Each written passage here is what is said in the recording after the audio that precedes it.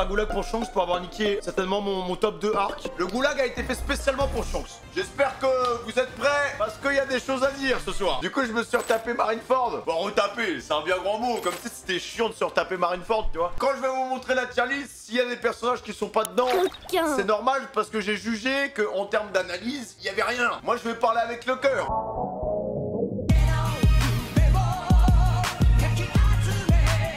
Je vais vous montrer la nouvelle scène qu'on a préparée avec Memphis, mon graphiste. 3, 2, 1. Bienvenue dans le One Piece Party Marineford, les gars. Ah oui, non, mais je vous ai dit, on a bien bossé pour ce format. Alors, on va d'abord parler de la structure de Marineford. Voilà. Sujet de la marine, bon, voilà. L'île de la justice, entre guillemets, tu vois. On est là, bon, pour casser du pirate. Les mecs, ils campent hein, comme des sagouins, les gars. Et ils attendent bébé, ils attendent tout le monde parce qu'ils savent qu'en emmenant Ace là-bas, ça va saigner, les gars. Regardez-moi ça. Non, franchement, une belle architecture quand même. Hein. Des pylônes pour guetter l'adversaire au loin. Des navires de guerre. 50 navires de guerre, si je dis pas de conneries. Des petits géants qui sont là. Les corsaires derrière. Le bâtiment principal qui est juste derrière et qui représente la justice. Bon, même si à la fin ça finit en gruyère, l'île est très très belle. Une île défensive, quoi, tu vois. 100 000 soldats de la marine qui sont présents sur place, les gars. Tout ça pour protéger un bout, quoi. Voilà, qui doit se faire exécuter. Maintenant, on va parler de la forme de l'île qui est sous forme de croissant, les gars. Sauf que d'un point de vue stratégique, Sengo, il a bien fait son taf. Mettre des navires ici, tu vois, pour bien boucher, bien comme il faut. Déjà, le fait de pénétrer à l'intérieur, t'as pas 100 000 entrées différentes, les gars. En fait, il y a plusieurs passerelles défensives sur Marineford. Et ensuite, t'as la ligne avec les amiraux. C'est eux qui représentent la justice, hein, voilà, bon. Ces mecs-là, c'est trois justices totalement différentes. Hein. On a une justice extrême, on a une justice assez médiane, et on a une justice un peu plus laxiste. Deuxième surprise par rapport à l'île, c'est que l'île a été aménagée pour la rendre encore plus défensive, notamment avec la phase où les gars, ils arrivent dans la cave et ils activent des sortes de secondes murailles, tu vois, vraiment pour créer une sorte d'enclos avec tous les pirates qui sont à l'intérieur, tous les canons qui sont au-dessus, ça fait du tir au pigeon. C'est un traquenard, en fait. Ace, qui est l'objectif, il est en hauteur, comme ça tu le vois bien, et c'est un truc que tu ne pourras peut-être jamais avoir, tu vois. L'architecture de Marineford, donc c'est très bien pensé. On peut faire Marco. Meilleur capitaine, voilà, je le dis. Marco, voilà, il a un petit flow, il est là avec sa petite marque. Bon, il a une coupe, on dirait un nana, je suis d'accord avec vous. Je le kiffe, vraiment incroyable. Donc il y a toute la conversation avec Ace, justement, sur son entêtement, comme quoi il veut absolument tuer bébé. Et il essaie de le raviser, il essaie de lui faire comprendre un peu l'esprit de l'équipage, l'esprit de la famille, tout ça. Et voilà, et après, bien évidemment, les gars, c'est un Zoan. Je tiens à le dire, je chie depuis le début sur les fruits de type Zoan. Mais là, frère, ce Zoan mythologique, on dirait un Logia. En plus, ça régène les dégâts qu'il a pris. Ça renaît comme un phénix. Non, vraiment, un fruit de fou, mec. Hein. Magnifique, hein, vraiment, ce fruit. C'est l'un des plus beaux fruits que j'ai vu, les mecs. Hein. Et là, chose que je n'avais pas vu, les gars, la première fois. Ça touche, les gars. Ça utilise le fluide,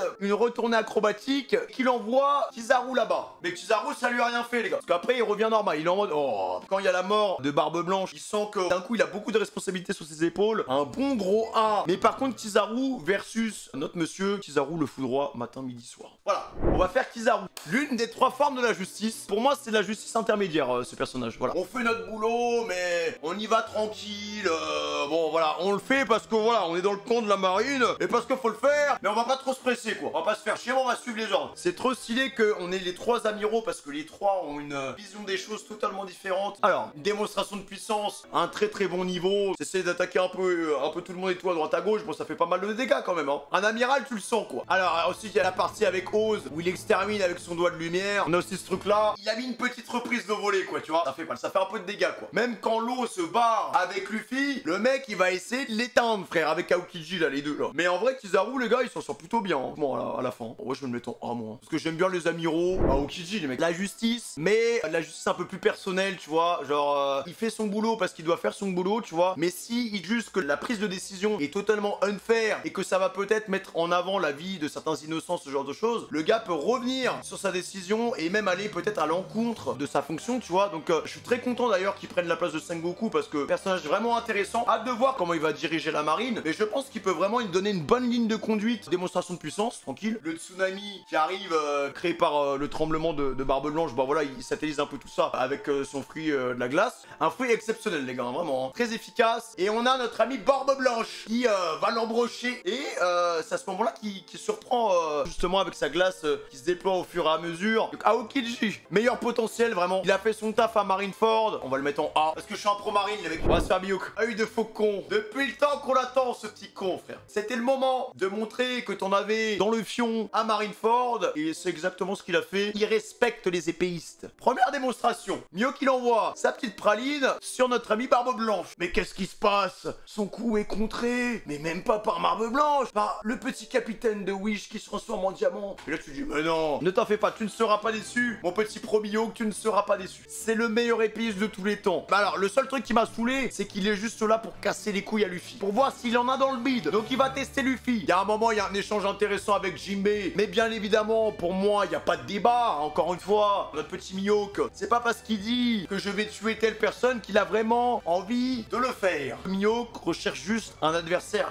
digne de ce nom pour lui faire ressentir la flamme. Donc j'en attends pas mal de ce personnage là. On ne connaît pas le perso en fait. Il envoie des salves de puissance et tout à droite à gauche. C'est un world boss. Il est là pour hyper. Je vais le mettre en S. Vas-y go faire l'eau. Bon il arrive à la fin. Il vient en sauvetage. Ce personnage tu vois que c'est un peu le Shikamaru de One Piece tu vois. C'est un mec qui réfléchit beaucoup. En vrai l'eau heureusement qu'il est arrivé à la fin parce que sinon il n'y avait pas de porte de sortie. Et avec le truc médical et tout. Heureusement qu'il est venu aussi pour aider Jinbei. À voir est-ce qu'il voit Luffy comme le futur roi des pirates. Je sais pas en fait ce qui se passe avec l'eau. Donc c'était ma supernova préférée. L'eau ça va être du bon poulet. De toute façon les supernovas c'est évident qu'on va les revoir. Je vais lui mettre un B.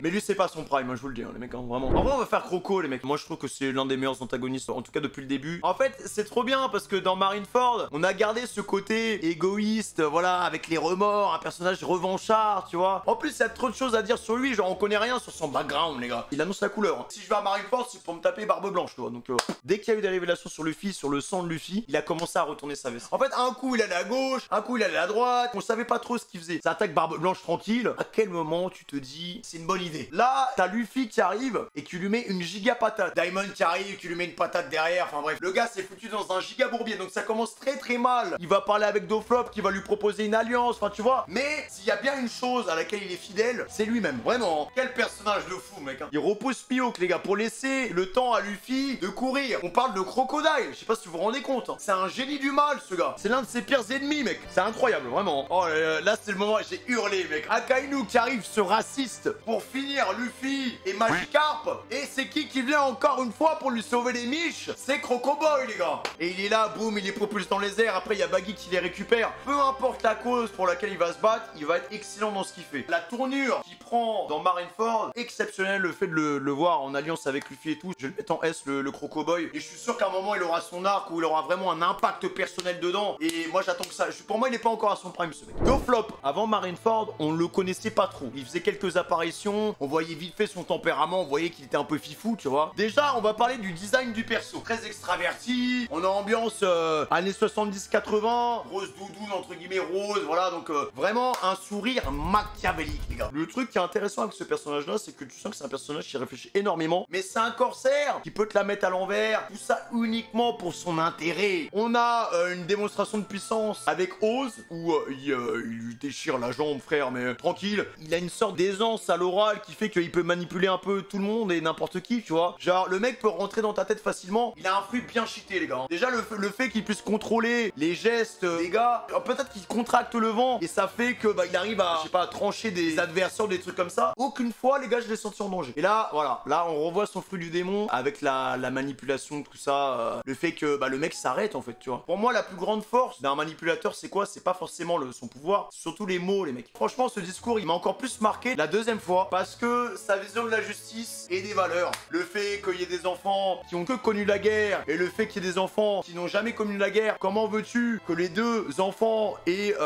les mêmes valeurs alors qu'en vrai, ils ont pas du tout le même vécu et que le fait aussi que la justice appartient aux gens qui sont tout en haut. En soi, il a totalement raison. C'est les vainqueurs qui décident, les gars. Son discours, il est exceptionnel. Il n'y a rien à faire. En fait, ça dit même pas de quel camp il est, en fait. Ça dit juste que, bah voilà, sa vision du monde, elle est comme ça. Et en soi, il a totalement raison. Là, pareil, comment il humilie Diamond, frère. Il est trop à l'aise, les gars. Avoir un featuring Croco plus Doflop, ah, ça aurait été incroyable. Ça aurait été deux génies du mal, là, ensemble, main dans la main, les mecs. Il y a plein de moments comme ça où il y a des oppositions entre les deux, les mecs. Je pense que ça va être un antagoniste de fou, les mecs. Hein. C'est un très bon combattant, quoi. On l'a pas vu en position de faiblesse. C'est un S. Donc, hâte de voir ce qu'il va proposer et ce qu'il réserve aussi pour la suite, tu vois. Alors, Kobe, moi, j'ai adoré Kobe. Pourquoi? Kobe, il est là pour ça, pour voir l'impact de la guerre en fait. L'impact des victimes, l'impact des morts. On s'intéresse un peu plus au PNJ, tu vois. Parce que c'est vrai que dans notre tête, un PNJ c'est un PNJ. Mais non, en fait un PNJ c'est un gars de la marine qui s'est enrôlé dans la marine. C'est un être humain avec une histoire, tu vois. Une remise en question permanente du personnage. Putain, mais je suis trop faible. Mais putain, j'ai pas d'impact. Qu'est-ce que je fous ici? Il faut que je fuis. Donc il y a vraiment la terreur de la guerre. Et au fur et à mesure, ça évolue. Donc voilà, il y a beaucoup de tristesse. Le fait qu'il a des objectifs qui sont grands, de devenir amiral, tu vois. Genre, il voit qu'il est encore à des années-lumière de cet objectif parce qu'un amiral est capable d'avoir un impact dans une guerre comme celle-là, tu vois. Lui, pour le coup, il a eu un impact, les gars. À la fin. Et c'est un personnage qui a le cœur sur la main. Donc, c'est vraiment un très très bon personnage, les gars. Très bon potentiel. Moi, j'avais du mal à voir un Kobe tabasser des pirates et les tuer, genre. C'est pas le rôle que je demande à Kobe, tu vois. Kobe, ça a toujours été quelqu'un qui a une sensibilité. Ça a toujours été quelqu'un de très très humain, tu vois. Le fait qu'il ait une vision spectateur, ça nous a amené au discours de fin, tu vois. Si un jour il est amiral, il pourra apporter quelque chose de nouveau, en fait. On a aussi, en parallèle, l'admiration qu'il a depuis le début vis-à-vis de Luffy et le fait qu'il voit son ami se transcender, se propulser pour atteindre l'échafaud, ça lui donne envie de se relever aussi de son côté. Il a quand même essayé de se barrer et ça aurait pu lui coûter cher, hein, vraiment. Malheureusement, l'écart entre les deux est encore colossal. Quand il a utilisé la technique du CP9, les gars, franchement, c'est surprenant, mec. Hein. Ça nous permet d'avoir un peu une évolution d'un point de vue puissance du côté de Kobe. Il se fait défoncer, les mecs. Hein. C'est bien d'avoir essayé. Voilà, on savait que, voilà, le fait qu'il ait choisi la marine et lui la piraterie, il y a un moment où il y allait avoir une confrontation. C'est comme Luffy versus Garp, les gars. Je vois pas un monde où les deux se battent vraiment premier degré. Donc alors, la guerre est terminée parce que les pirates sont en train de fuir. Ça claque le hack, il entend tout le monde. Vraiment, que des mots horribles. Est-ce qu'il s'est enroulé pour ça? La marine, c'est un sens du devoir et aussi pour sauver les gens, les mecs. Hein. Et là, on arrive au discours. Pour faire ça, il faut des cojones qui sont immense. Tout le monde l'a écouté, le cœur juste, peu importe le camp, ça a été la personne qui a sauvé le plus de vies sur Marineford, les gars. Heureusement qu'il a été là pour moi. Le gars qui a arrêté Marineford, c'est pas Shanks, c'est Kobe. Un discours qui est poignant et généreux. Mais je pense que ce mec-là, perspective d'évolution exceptionnelle, hein, vraiment. Ce sera un S- pour Kobe. Voilà. J'en attends beaucoup sur lui, les mecs, hein, par contre. Hein. 5 beaucoup. La vieille école, comme on dit, hein. Avec son fruit de Bouddha. Le chef, quoi. Un très bon stratège. Il connaît les forces et les faiblesses de la marine, de son adversaire. Il m'a quand même un peu cassé les couilles, les gars. Déjà, le fait qu'il ait stoppé Garp plusieurs fois. Mais pourquoi tu le laisses pas défoncer le Akainu, mec, hein? J'ai mis ce screenshot, les gars, parce que la justice absolue, tu vois. Les bras croisés. Voilà, la marine, rien d'autre. On respecte les règles. On va tout faire pour gagner le combat. Et en face, je le dis, hein, le mouton qui est enchaîné, qui est au milieu de ce bourbier et qui ne peut rien faire. Parce qu'il y a des responsabilités. Beaucoup de révélations. Il a enquêté. Et ce n'est pas le fils de Dragon. C'est le fils de Roger. Et sa femme, Rouge, elle a caché pendant des mois. Et on l'a retrouvé. Et il attend, hein, tranquillement. Jusqu'au moment où il claque son fruit du Bouddha face à Luffy, qui est dégueulasse. Je le trouve horrible. Allez, The One, force, les gars. C'est un giga caillou, il est là. C'est plus un stratège qu'autre chose. Après, c'est un très bon combattant. Hein. À la fin, quand il remet la justice dans l'ordre, hein, parce que BN, il est parti en couille. Il arrive, il lui met une petite patate. J'ai bien aimé cette partie-là. En tout cas, sur Marineford, je trouve que c'est son prime. Il annihile un peu quelques pirates et qu'il essaie de regalvaniser les troupes. Ouais, je vais le mettre en A+. Bon, Jinbei, juste Jinbei, il overreact un peu, les gars, parce qu'il veut absolument sacrifier sa vie. Il y a que les flashbacks avec Ace et il dit ouais, il est temps pour moi de mourir. Non, je suis prêt à donner ma vie pour toi, Luffy. Il cherche un moment pour se barrer de l'œuvre d'Oda, les gars. Le sage, un grand frère spirituel vis-à-vis de Luffy, parce qu'il va l'orienter, il va le conseiller, il va l'assister. Il donne sa vie à quelqu'un quand il est rempli d'admiration, en fait. Le nombre d'adversaires qu'il a affrontés pour permettre à Luffy de gagner quelques mètres, ça fait plaisir d'avoir des hommes poissons en action, quand même. Hein. Et là, Jinbei repousse une attaque d'Akainu, ça commence à sortir le poisson mariné. Vraiment un protecteur, les mecs. Hein. Voilà, il le contre bien comme il faut. Bon, même si ça grille, hein, c'est un peu compliqué. Mais non, mais Akainu, c'est vraiment un chien, mec. Hein. Mais lâche le morceau, c'est un chien, frère. Et voilà, et du coup, bah, à la fin, ouais, il met carrément son corps en opposition. Mais c'est là-dessus qu'il se fait sa cicatrice, là, au milieu, mec. Hein. Carrément, Akainu, il a failli faire son boulot, mec. Hein. Il a failli faire une brochette où il tuait les deux, mec. Hein. Et il le protège jusqu'à la fin, les mecs. Hein. Très, très bon perso. S pour Jinbei. Alors, mon petit Jinbei, je vais te mettre là. Maintenant, c'est le poulet, les gars.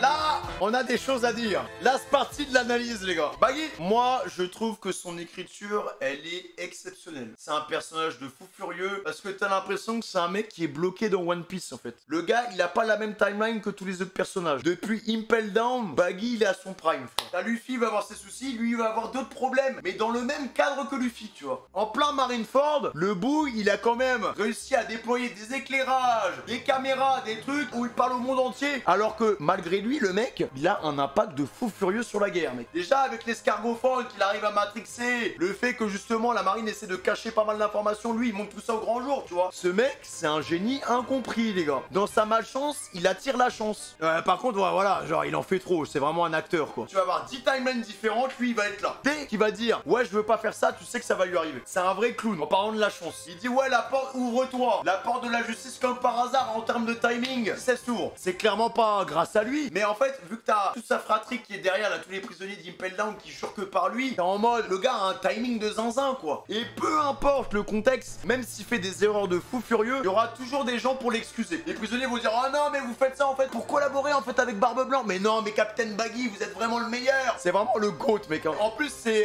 le moussaillon de l'équipage de Roger. Donc, je vois que le moussaillon, les gars, c'est pas le rôle le plus bas d'un équipage. Je vois que c'est le rôle le plus bas. Après, je trouve que ça va bien avec le personnage, tu vois. Pareil, sur le côté comique, je trouve que c'est le personnage le plus drôle. Les différents faciès qu'il a, genre, c'est de la comédie dramatique, en fait. Le gars, c'est un acteur de Broadway, frère. Le mec dans l'ombre est toujours là, manigancé des supercheries, mec. On est en pleine guerre et il va lui arriver des trucs qui sont trop importants pour le retournement de la guerre, les gars. Alors ça, j'ai hurlé de rire, mec. Déjà, il se prend des balles perdues. Et le fait qu'il puisse se balader super rapidement avec son fruit de la fragmentation, vraiment incroyable. Et là, vraiment, Lufus, c'est vraiment un chien, frère. Hein. Il a envoyé, il l'a transformé en sashimi. Après, voilà, donc il y a tout le délire avec l'escargophone. Il fait son petit spectacle. Moi, je trouve que justement, tout le côté décalé qu'on a eu à Marineford, c'est grâce à ce personnage, mec. Hein. À quel moment, les mecs, c'était tellement sérieux. Et en plein milieu, mec, t'as ce mec-là. Le fait que le mec se dise, ouais, vas-y, je vais backstab Barbe Blanche. Je vais me le faire à la fin, alors que au final, dès qu'il arrive et qu'il voit le discours de Barbe Blanche, il est en mode, ah non, non, je peux pas. Je l'aime trop, ce mec. C'est un acteur, il est gentil, ce mec-là. Hein. Moi, je trouve que ce personnage, c'est du génie, le mec. Il a une approche inédite sur One Piece, mec. Il gagne en notoriété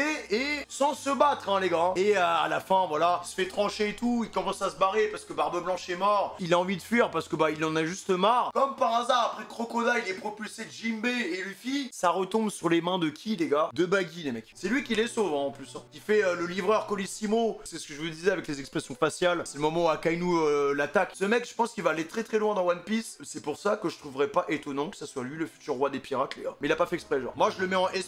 Dans les premiers DS, il y a que Baggy pour faire du Baggy, les mecs. Voilà. Lui, il doit être dans mon top 5 perso, en vrai, en all time, hein, vraiment, depuis le début. Tiens, on va faire Shanks, tiens. On va faire Shanks la fraude, comme ça va remettre un peu de piment, les mecs. Ça va pas vous plaire. Déjà, première chose, je suis content que Shanks soit venu. Deuxième chose, franchement, si je l'avais pas appelé Shanks, je l'aurais appelé Hype. Parce que c'est un personnage qui est aussi rare qu'un Pokémon Shiny. Quand il apparaît, on est content, mais il apparaît toutes les années bissextiles. C'est fou, Hype. Le mec est surpuissant. Le mec, c'est un empereur. En fait, on ne sait rien de ce personnage. Ça fait le charme du perso, mais c'est du mystère. Donc, on le voit à travers des flashbacks de Ace, où justement, il y a une rencontre comme ça, où Ace dit qu'il veut faire tomber Barbe Blanche pour montrer qu'il est plus fort que les autres, il veut dézinguer l'homme le plus fort du monde. Et bon, Shanks discute avec lui. Et après, il y a l'apparition. Je sais qu'il était dans le Nouveau Monde, il se battait contre l'autre là. Comment il est arrivé vite comme ça, frère? Si on parle de puissance, il tabasse tout le monde. Hein. Franchement, il y a aucun débat possible. Hein. Sengoku, le chef de la marine, il fait une concession en mode, ok, le cadavre de bébé, le cadavre de Ace, ok, vas-y, c'est bon. Ils auront un enterrement digne de ce nom, il n'y a pas de souci. Il a débarqué, j'ai été un peu frustré que la guerre s'arrête comme ça. Je me suis dit, il va lâcher un petit coup d'épée et fendre en deux Marineford. Mais non, j'ai pas eu le droit à ça parce que, bah, au final, il y a une forme de sagesse qui se poursuit avec le discours de Kobe. Comme quoi, faut épargner des gens, nan.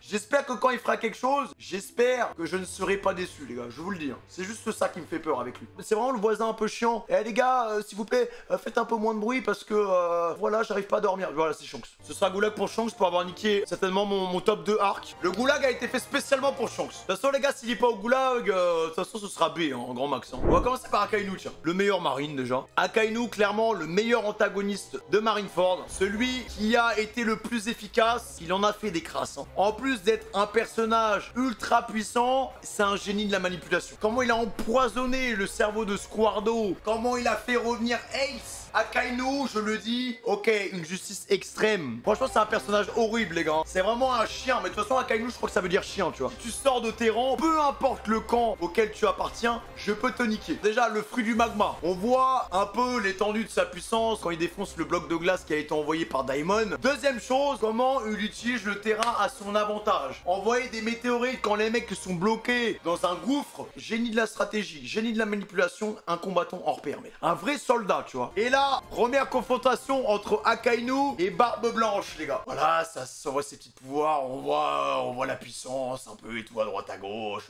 Même si Barbe Blanche en 1v1 face à Akainu, il le froisse matin, midi, soir. Il lui fait un petit trou. Dès qu'il a une opportunité, on y va. Et ça représente parfaitement Akainu. Peu importe ce qui va se passer, le plus important pour nous, c'est la victoire. Là, ça a été certainement l'un des moments les plus frustrants que j'ai eu à vivre depuis le début de One Piece. C'était tellement simple, les gars, de le titiller en critiquant Barbe Blanche, comme quoi c'était un éternel second. Il l'a provoqué, mais tout le monde l'avait vu. Son objectif, c'est terrasser Ace, c'est terrasser Luffy. Point barre. Il a bien fait son boulot. Il a éradiqué des personnages qu'on adore. Qu'est-ce qu'il est bien écrit. C'est un personnage exceptionnel, les gars. Il applique les règles. Non, non, non. L'enfer. Invincible.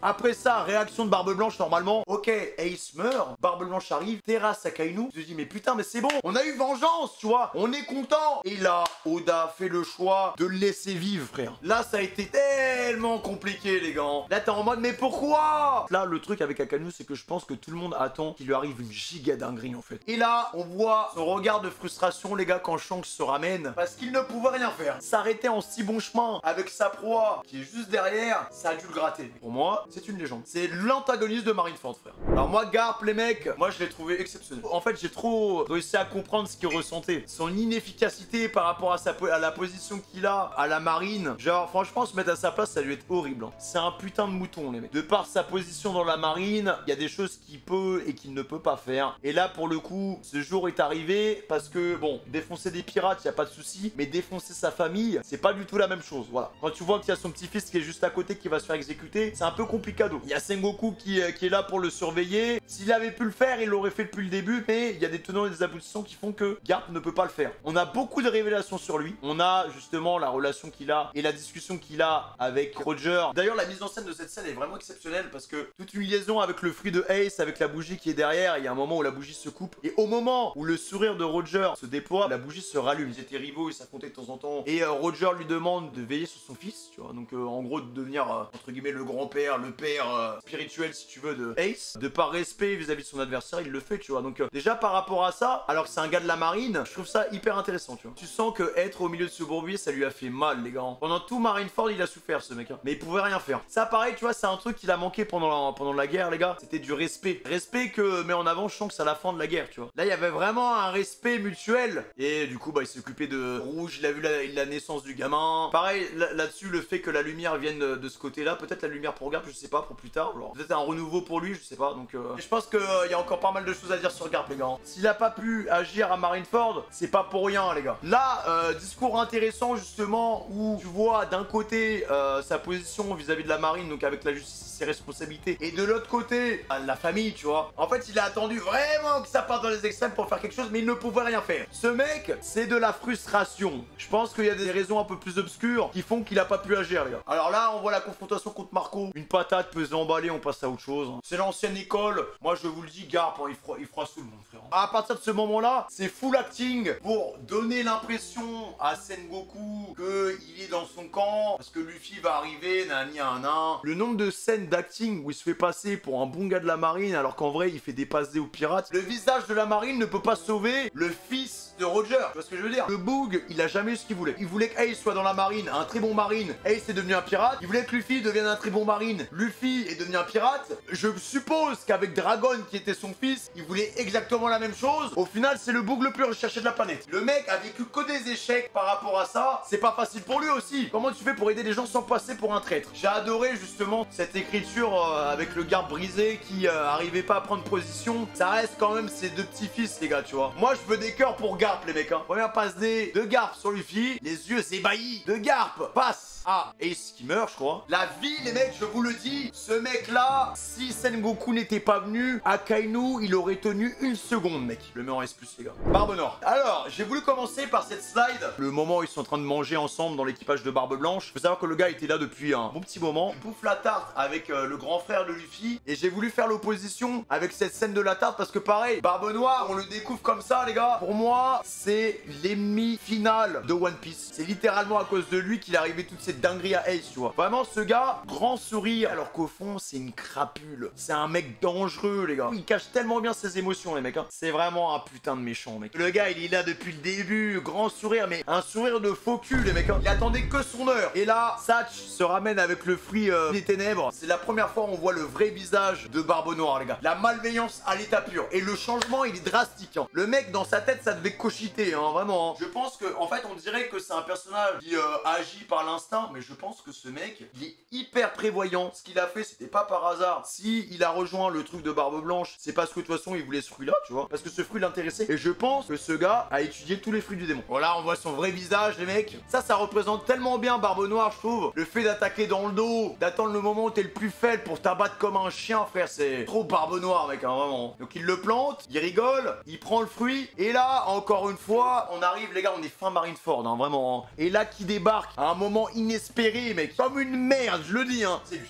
Avec ce mercato de zinzin. Le 1v1 qui démarre. Voilà, fruit des ténèbres. Alors, moi, je vais vous donner ma théorie, les gars. Je pense savoir comment il a absorbé le fruit de Barbe Blanche, les gars. Je pense que à l'avance, il savait déjà qu'on pouvait avoir plusieurs fruits. Mais je pense qu'il n'y a que le fruit des ténèbres qui permet d'avoir cette double composition. Parce que le fruit des ténèbres, les gars, il a vraiment un comportement bizarre par rapport à tous les autres fruits, en fait, tu vois. Le fruit des ténèbres, les gars, il absorbe tout et il peut quasiment tout recracher. C'est de l'absorption. Donc, je pense qu'il y a un processus avec le fruit du ténèbre qui lui permet d'absorber un fruit en prenant ses pouvoirs, les gars. Il y a un PNJ qui lui dit ouais putain mais comment c'est possible qu'il ait deux fruits du démon. Et Marco dit c'est Barbe Noire Teach, il a un sang qui a une composition spéciale qui fait qu'il est très puissant et il y a un nain, tu vois. Donc comment ça se passe? Est-ce qu'il parle de ça par rapport au fait que ça soit un dé, les gars, ou est-ce qu'il parle de ça par rapport au fait que ça soit un fruit, en fait? Si c'est vraiment lié au dit, je me suis dit ok mais ça se trouve Luffy il peut avoir deux fruits des démons. Avec un peu de recul, je me suis dit que quand même le fruit de Barbe Noire, vu qu'il y a énormément d'absorption et tout, ça vient certainement modifier ses cellules et tout, donc je pense que c'est plus lié à son fruit, les mecs, que par rapport au dit, en fait. Réécoute le discours de Barbe Noire à Jaya. Mais tu te trompes quand tu parles de lui au singulier. Quoi? Mais comment ça? Qu'est-ce que tu veux dire, voyons?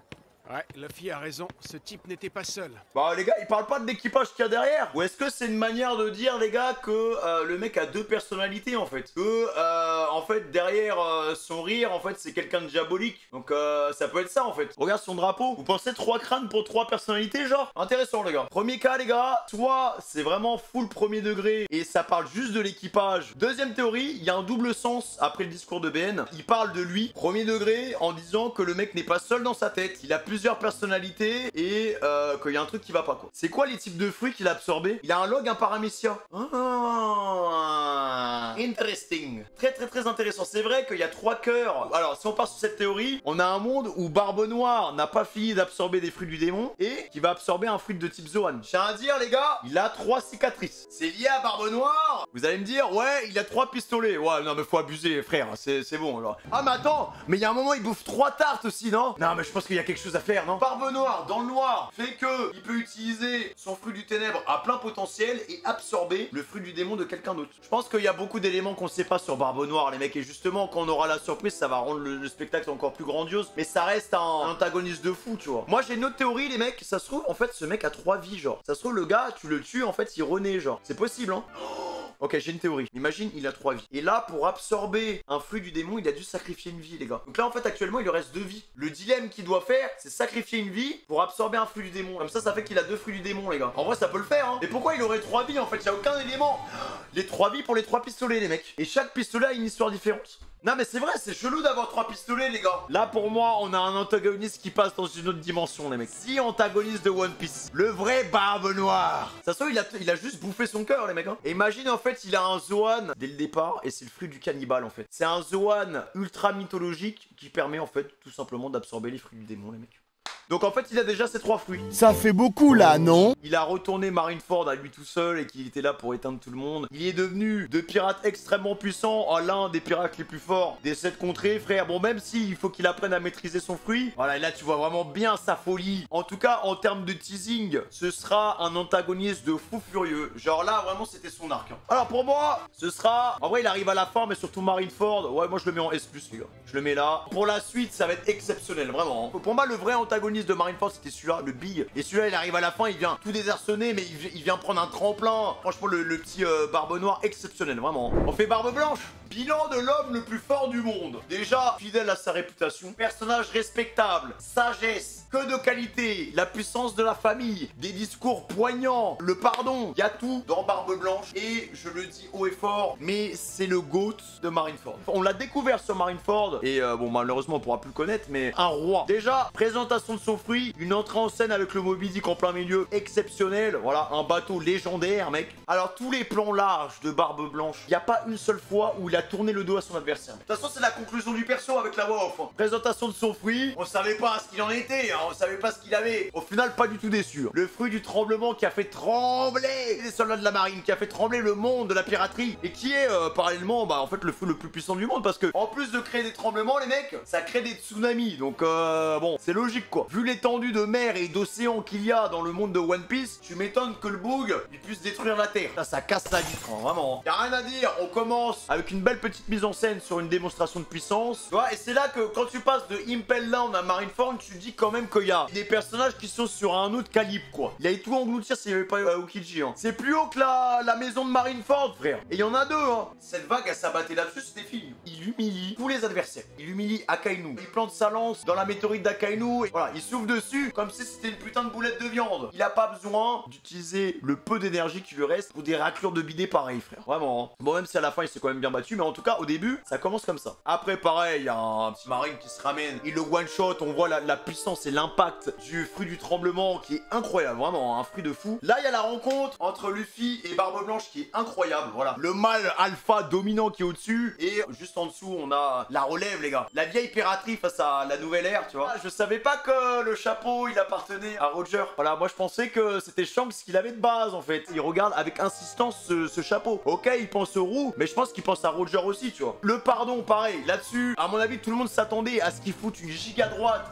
et qu'il envoie la giga calva de Squardo, Ice Blue, dans le cul de la boune, frère. Mais non, il a fait un petit câlin. Tu es mon fils, on a tous le droit à l'erreur. Dans l'écriture, on va un peu plus en profondeur dans le personnage. On apprend à le connaître. On est un père. Je n'ai pas d'ennemis. À part Barbe Noire, ce chien, c'est un bon papa. Papa, je suis désolé, je t'ai planté. C'est pas grave, mon fils, c'est pas grave. Voilà. Mais il a fallu les 3 amiraux droits comme ça pour stopper une attaque de Barbe Blanche. Barbe Blanche versus Akainu, tranquille. Sachant qu'à ce moment-là, il avait été transpercé par Squardo. Et pareil, j'ai bien aimé le fait qu'au fur et à mesure, il voit en Luffy une sorte de pseudo-relève et il va dire à ses soldats d'assister Luffy du début à la fin. Premier trou, je reste debout et toujours face à l'adversaire. Faut pas oublier aussi qu'il les gars qu'il avait un cancer du larynx et qu'il était en fin de vie. Donc déjà de base, le mec était ultra nerf. Regardez l'ampleur des dégâts. Après que Akainu lui ait quand même transpercé et arraché des organes. N'oubliez pas que le magma, c'est des milliers et des milliers de degrés. On a vu Ace, on a payé les frais les gars. Ace il est mort direct. Il en a pris 2 dans la gueule comme ça, il a continué à se battre les gars. Et il est vieux comme le monde et il est malade. La force de la nature que c'était ce mec. Hein. Et il a pris 150 000 coups de canon, 150 000 coups de fusil. Et il y a Barbe Noire qui s'amusait à faire des trickshots avec tout son équipage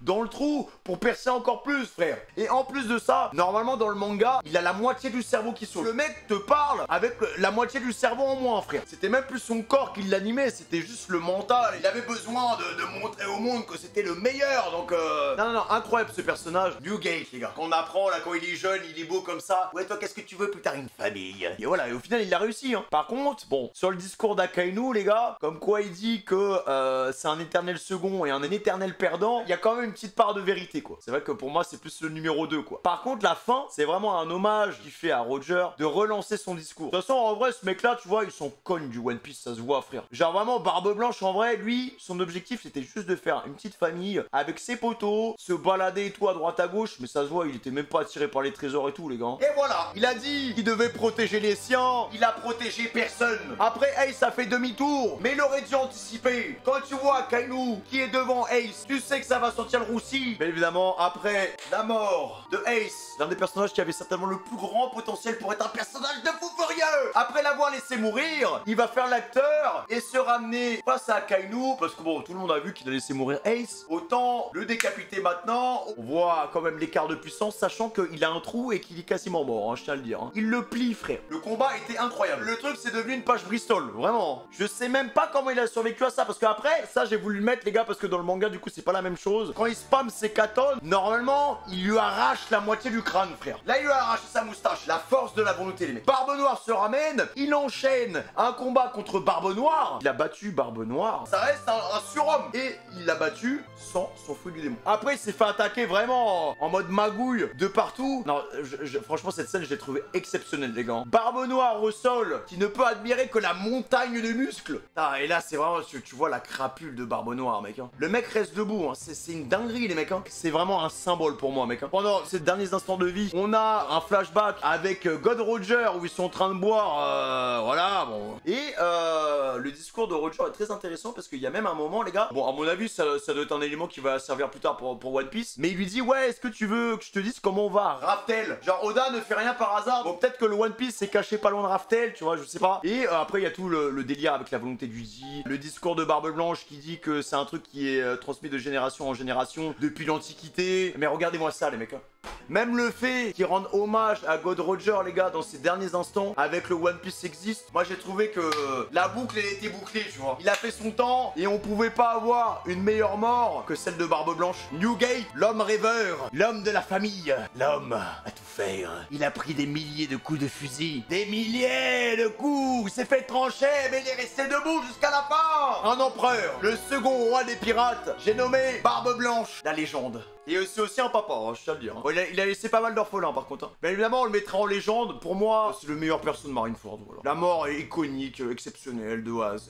On va faire Luffy. Il est arrivé à ses limites, on est dans la continuité de tout ce qui s'est passé après Thriller Bark. Des ennemis de plus en plus forts. La vraie force de Luffy, les gars, c'est pas la détermination, c'est le fait de pouvoir s'entourer et de rallier beaucoup de gens à sa cause. Quand tu vois tout l'enchaînement à la fin, mec, il a une armée. C'est lui limite qui contrôle l'armée de Barbe Blanche, frère. Il va arriver des airs, d'ailleurs son entrée en scène elle est incroyable. Avec son équipage de fous furieux, mec. Il arrive à souder et fédérer tout le monde, tu vois. Arrivé à Marineford. Vraiment, j'adore ces plans-là parce que ça montre tout le parcours qu'il va devoir faire. Donc on vient avec les squads de Impel Down pour tout dérouiller, les mecs. Sur sa route, énormément d'adversaires. On se lie d'amitié aussi avec Barbe Blanche. Le vieux temps, la relève. Le dialogue qu'il a eu avec Barbe Blanche, faut quand même des couilles pour lui parler comme ça. Il a senti un profond respect pour le petit chapeau de paille. Il y a du Smoker. Hein. Smoker, la petite retrouvaille, voilà. Là, guerre seconde face à Mihawk. Je vous avoue que la première fois que j'ai regardé, j'étais en mode, oh putain, il lui a vraiment coupé les bras, ça va être bizarre. Mais c'est bien qu'il ait pressenti le fait qu'il allait y passer, tu vois. Il est trop nul comparé à Mihawk. Discours de Mihawk comme quoi il arrive à relier tout le monde à sa cause. Même ses pires ennemis, les mecs. Elle est incroyable, cette image. Vraiment. Troisième passerelle. Je suis Monkey Luffy. Je n'abandonne jamais. Et je sacrifierai ma vie pour sauver la vie de mon frère. Exceptionnel. Cette scène-là, top 3 des scènes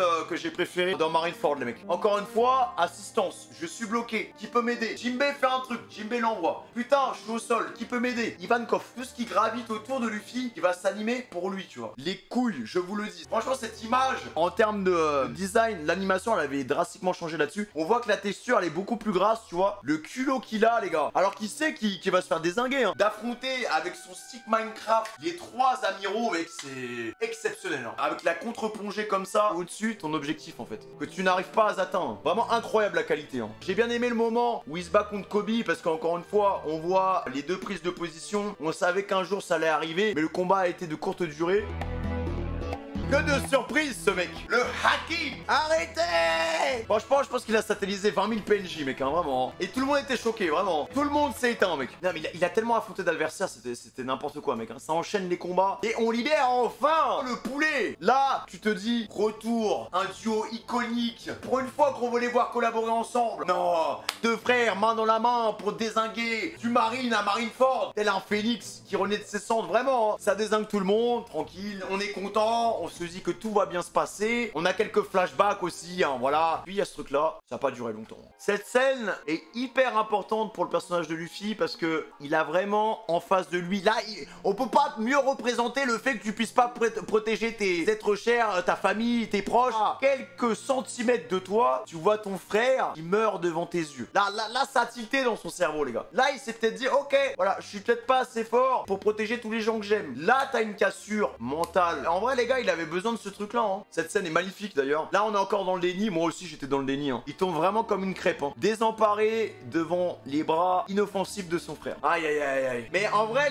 les mecs, vous savez que c'est une sorte de sécurité de se mentir à soi-même, hein. Là, Luffy, il est dans le déni total parce qu'il veut protéger son mental, les gars. Au fond de lui, je pense qu'il sait que c'est fini, tu vois. Mais c'est mieux de se mentir parce que ça te permet d'y croire encore et ça te donne encore un peu d'espoir, quoi. Tout ça pour ça, tellement de frustration, mec. Et la réaction de Luffy, elle m'a brisé en deux, mec, hein, vraiment. Et Luffy rentre dans une autre dimension. Et ce sera justement le traumatisme qui désormais fait partie de sa vie, vu qu'il a le truc de Akainu sur le beat, tu vois. Et cette douleur qu'il a ressentie dans cet instant T, plus jamais de la vie, il voudra la ressentir. Là, j'ai bien aimé le fait que, bah, il y ait la perle et justement la petite plume qui est reliée à Barbe Blanche. En fait, pour moi, la relève. En plus, c'est vraiment la plume, elle vient toucher ce truc-là et après, elle vient se poser sur Luffy, tu vois. T'as une sorte de métaphore pour te dire que tous les espoirs du monde et de la piraterie reposent sur ce mec-là. Les vœux de Ace plus les vœux de bébé se posent là-dessus. Et là, il est en déconnexion, les gars. Inconscient. Vraiment, là, je pense qu'on avait un Luffy à 500%, les gars. Je pense qu'il y a un moment, les gars, même Luffy a ses limites. Pour moi, bien évidemment, Luffy, ce sera une légende. Ça bouge pas. Je finis avec le plus gros poulet, Ace. C'est l'un des personnages qui avait le plus haut potentiel de One Piece. Parce que déjà, de par son passif, tu vois, le fait que ça soit le fils de God Roger, dit bon, voilà, il va aller dans le sillage de son père. Il va faire plus ou moins la même chose avec un destin un peu différent, tu vois. Le fait que Barbe Blanche le valide totalement. Il y a eu énormément de mise en place autour de ce perso pour que ça devienne un giga Chad. Il utilise le haki des rois alors que le gars, frère, il est tout petit, quoi. Mais sa grosse faiblesse, et on le voit parce qu'il y a un moment, ils en parlent juste dans l'arc d'après, c'est que c'est un mec impulsif, en fait. Il a limite une vision suicidaire, les gars. En termes de prise de risque, il calcule rien. Peu importe ce qui va se passer, il va se lancer dans le tas. Ça va pas le gêner de jouer avec sa vie, en fait. Au pire, il meurt, bah voilà. C'est un peu un personnage martyr, tu vois. C'est comme Roger, c'est comme tout ça, tu vois. Il respecte pas sa propre vie, ce mec-là, en fait. Et en vrai, c'est logique. En fait, dès sa naissance, à chaque fois qu'il se baladait et tout à droite à gauche, on parlait de son père. Les gens disaient, ouais, si Roger avait un fils, mais non, il mériterait d'être brûlé sur un échafaud. Il y a vraiment une vision hyper négative sur son père. Et vu que c'est juste son fils, voilà, il va extrapoler, tu vois. Au début, il avait aucun réconfort, le mec, hein. Il voyait son père comme un démon parce que tout le monde autour de lui disait que, bah, Roger, c'était de la merde. Quand t'as un gamin et qu'on parle salement comme ça de ton daron, tu te dis, putain, ok, je mérite pas de vivre. J'ai du sang de démon dans mes veines. Putain, mais qu'est-ce que je fous là, quoi. À quoi bon vivre? Par contre, sa mère, j'ai adoré. Le fait qu'elle porte son enfant et qu'elle retarde l'accouchement pendant des mois et des mois et des mois pour pas se faire choper. Bon, au final, il y a Garde qui vient et tout. Enfin, bref. C'est vraiment un personnage qui a pas eu de chance dans la vie. Orgasme rouge. D'ailleurs, le fait qu'il prenne le nom de sa mère et pas le nom de son père, ça en dit long aussi sur les relations qu'il avait avec son père, quoi. Bon, même s'il en avait quasiment pas, tu vois. Il en a même pas eu de relation avec son père. Mais bon, ça montre quand même le peu de respect qu'il a vis-à-vis de son père qui était le roi des pirates, tu vois. Si on prend Ace dans sa globalité sur Marineford, il a surtout un rôle de spectateur et il est démuni. Quand il voit tous ses potes de l'équipage de Barbe Blanche qui tombent un par un, il va retrouver un goût à la vie, mais il l'avait déjà retrouvé avant parce que le fait d'être avec Barbe Blanche et tout, le fait qu'il y ait tout le monde qui se batte pour lui, il s'est dit bon, voilà quoi. Mais au fur et à mesure où Marineford s'assombrit, le petit Ace rejaillit. Putain, mais frère, mais qu'est-ce qui m'arrive avec Cérémonie, hein, Fébi? Révélation de Sengoku, comme quoi c'est le fils de Roger, du coup ça lui fait mal au cœur parce que voilà, pour lui, Roger c'est du sang impur, il a rejeté toute cette partie de son histoire. La liaison qui est faite entre la posture de Roger et la posture de Ace, c'est littéralement la même chose, les gars. Ah, schéma vraiment pour les petites CP, mec, hein. Roger, Ace, Dragon, Luffy. Lui, c'est le gars le plus recherché de la Terre. Lui, c'est le roi des pirates. Et c'est ça qui est horrible aussi dans Marineford, c'est qu'il y a tout ce délire autour du sang, les mecs. La connexion s'égare. Les descendants de ces mecs-là doivent payer pour les crimes qu'ils ont commis. Mais ils ont rien à voir avec ça, mais non. Donc là, t'as tout le flashback où il commence dans ses épopées avec les pirates Spade. Il commence à se faire un nom, sa prime commence à monter. Le mec est quand même venu pour affronter Barbe Blanche en 1v1, tu vois. Et en fait, ça va tellement bien avec le mental du perso parce que il y a toujours ce côté un peu suicidaire. Il se frotte contre Jinbei, Jinbei tombe en premier et après Ace tombe juste derrière. Après, il se relève parce qu'il y a Barbe Blanche qui arrive et il se jette sur Barbe Blanche. Il se fait défoncer, les gars. Et Barbe Blanche lui offre, pour moi, une seconde vie. Il lui a offert une vraie famille. C'est pendant un bon moment. Il a quand même essayé de le tuer, quoi. Bon, sauf qu'au fur et à mesure, il s'est rendu compte que c'était pas possible. Nous avons Satch, qui est important pour le développement de Ace. C'est l'un des premiers Boog, les gars, qui a parlé avec Ace. Et en fait, les deux se sont liés d'amitié hyper rapidement. Avec ce qui se passe vis-à-vis de l'acte de Barbe Noire, tu comprends pourquoi, toujours dans son tempérament impulsif, inconscient, voilà, d'être régi par ses sentiments, tu comprends pourquoi le mec, il prend directement un bateau et il y va, en fait. La mort de Tatch fait que Ace se jette dans la mêlée pour aller venger son meilleur pote. Ce traumatisme est important pour l'histoire, les gars. Donc alors, ensuite, t'as le rapprochement avec le petit vieux gars. En fait, il a vraiment... Franchement, je trouve que dans son rôle de martyr, il était parfait, les gars. Et il était prêt à accepter son sort, mais sans broncher, mec. Et le nombre de phases qu'on a eu, où notre cœur, il a fait 190 BPM en pensant qu'il allait canner décannez pas. Ace, il est en mode, ok, vas-y. Après tout ce qui s'est passé, après tous les sacrifices, je dois d'être à la hauteur de leurs attentes. Il ouvre les yeux, après on le libère, il arrive, magnifique avec le symbole de Barbe Blanche, les flammes de Ace. En plus, pareil, en termes de chara-design et tout, dans ma tête, je le voyais un peu comme un Itachi. Les grands frères dans les animés, c'est tout le temps des personnages de fou furieux, tu vois. C'est de la frustration, Ace, mec. Il se bat contre Aokiji. Cette scène-là, même si t'es un pro Ace, je suis désolé, mais comment tu tapes du poing? C'est tellement égoïste, les gars. C'est tellement égoïste de faire ça, genre. Ok, je sais que, voilà, il y a de la provoque, et que ça fait partie de lui, et qu'il a besoin d'avoir réparation. Mais juste sur un moment. S'il y a un moment où il faut mettre son ego de côté, c'est à ce moment-là. Après tous les sacrifices qui ont été faits, tu ne peux pas y retourner, en fait. Des milliers de pirates sont morts pour lui. Il y a tout le hommage qu'il fait à Barbe Blanche. Tout le respect de Barbe Blanche est dans cette scène, frère, hein, vraiment. C'est là que tu vois la plus grosse faiblesse de Ace, les gars, hein, vraiment. C'est ce qui a coûté la vie. Tous les choix qu'il a fait, c'était personnel. Donc il y va, là on le voit dans son regard, c'est trop tard. Le 1v1, et il se fait défoncer. Une petite patate, pas deux. Et le truc qui est incroyable aussi avec Akainu, il va se jeter sur Luffy. C'est pour vous dire à quel point ce mec, c'est un génie de la manipulation. Les perles qui tombent, c'est littéralement la représentation de Ace, tu vois. On va dire que dans cet élan de folie, il a réussi au moins à faire une chose, les gars, à donner sa vie pour son petit frère et à le sauver. Heureusement qu'il était là, parce que Luffy, les gars, sinon c'était pour lui. Dans sa connerie, on va dire qu'il s'est bien rattrapé, les gars. Regardez-moi ça, là. Putain de merde. Quel gâchis. Le papier de vie là, je sais pas quoi là, qui s'éteint parce que pareil, c'est une grosse représentation avec la perle et tout, genre pas besoin d'avoir 100 000 IQ quoi. Et j'ai bien aimé par contre à la fin son beau petit discours sur le fait que bah il ait retrouvé goût à la vie grâce à ses amis alors que la vie lui avait pas fait de cadeau, tu vois. Mais le fait qu'il remercie Luffy avant de partir, tu vois, genre ça m'a quand même tendu les gars. C'est tellement égoïste. En fait c'est trop bien pour Luffy mais par rapport à lui, c'est trop frustrant. T'aurais pu être roi des pirates frère. Et tu vois, genre même le fait qu'ils disent ouais j'ai la rage de vivre, j'ai la rage de vaincre. Tu te dis que ce côté-là de sa personnalité, il va la mettre de côté, mais même pas. Donc c'est pour ça que c'est un putain d'égoïste, frère. Et voilà. Et il meurt avec le sourire parce qu'il a enfin trouvé la paix. Mais va te faire foutre. Ça venait du cœur. Moi, je vais le mettre tout en haut, les gars. Parce que c'est du génie de l'avoir tué et d'avoir utilisé sa faiblesse contre lui. C'est du génie, mec. Oda, t'es un psychopathe, en fait. Sans la mort de Ace, les gars, on n'aura pas le Luffy banger. Il lui fallait un traumatisme. Et ça, c'était parfait. En vrai, si je suis objectif, je le mets là, mais vas-y, je vais le mettre devant Akainu parce que c'est quand même une fraude ce mec. Voilà, c'était mon analyse les mecs. 6 heures d'exposé, bravo les mecs. Bah écoutez, merci pour tout les mecs, je vous aime fort. C'était trop cool de parler de One Piece avec vous. Amour peu fraîche, ciao.